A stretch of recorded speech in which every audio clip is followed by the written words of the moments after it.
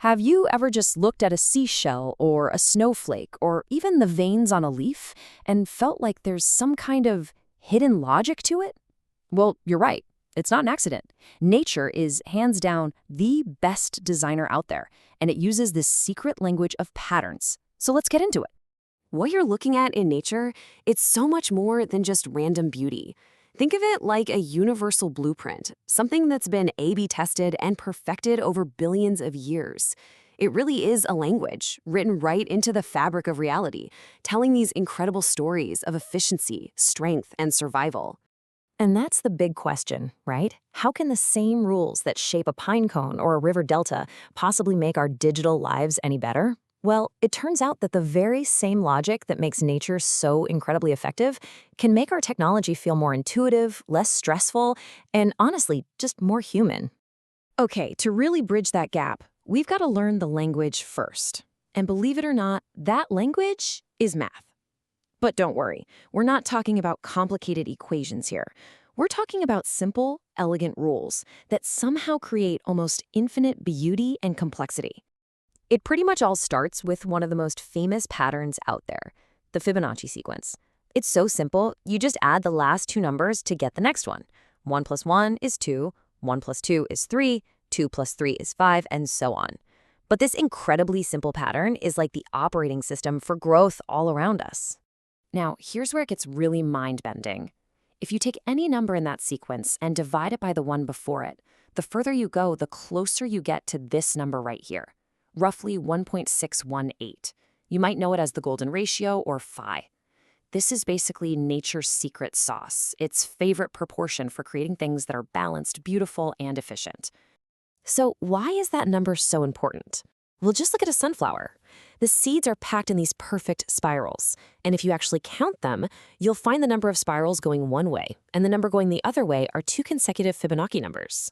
This isn't just for looks, it's the absolute most efficient way to pack in the maximum number of seeds so every single one gets the sunlight it needs. It's optimization perfected. All right, let's talk about the next big idea, fractal geometry. The key concept here is self-similarity. It's just a fancy way of saying a pattern that repeats itself at smaller and smaller scales. So nature doesn't need a massive complex blueprint for a tree. It just needs one simple rule, like branch, and then it just repeats that rule over and over again. And once you know what you're looking for, you start seeing fractals literally everywhere. A little floret of broccoli looks just like the whole head. A tree branch splits in a way that mimics the whole tree. Even things like a bolt of lightning, the branching in our own lungs, or the jagged edge of a coastline, they all use this simple, repeating principle to build mind-boggling complexity. So what about spots and stripes? How do animals get those? Well, the legendary mathematician Alan Turing figured this one out. You can imagine two chemicals playing a sort of game on an animal's skin.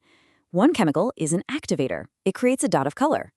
But chasing right behind it is an inhibitor, which stops another dot from forming too close.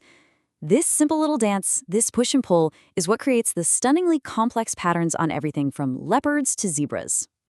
Okay, so we've covered the what, the math behind it all. But now let's get to the really important part, the why. Because these patterns aren't just for show. They are battle-tested solutions that have helped life survive and thrive for eons. Think of evolution as the world's toughest design critic. If it's not effective, it's gone. So really, what's the point of it all? Well, everything in nature has a job to do. That hexagon in a honeycomb, it uses the least amount of wax to hold the most amount of honey. That's pure efficiency. The way a tree branches out, that's to spread out the force of the wind so it doesn't snap. That's resilience. And a zebra's stripes, they create an optical illusion in a herd that confuses lions. That is survival. Every pattern has a purpose. Let's just double down on that resilience idea for a second.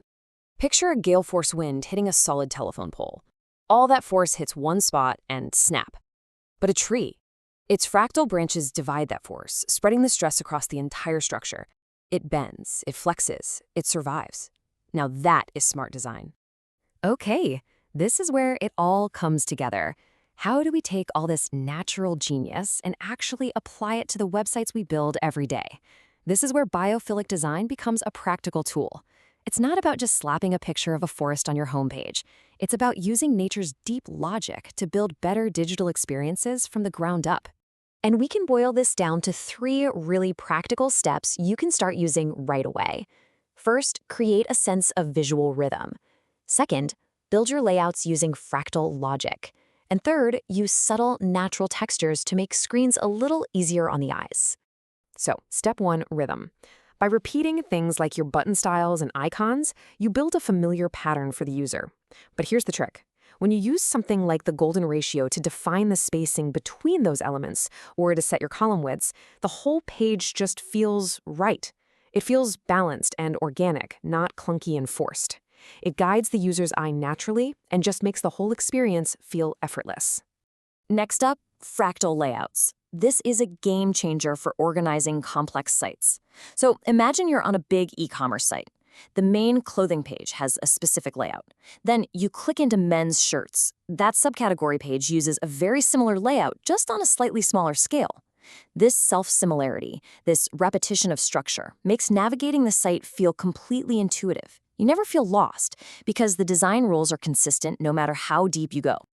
And finally, let's talk about texture. We spend so much time staring at these harsh, perfectly flat, bright white screens. Instead, think about adding a subtle, organic texture to your background.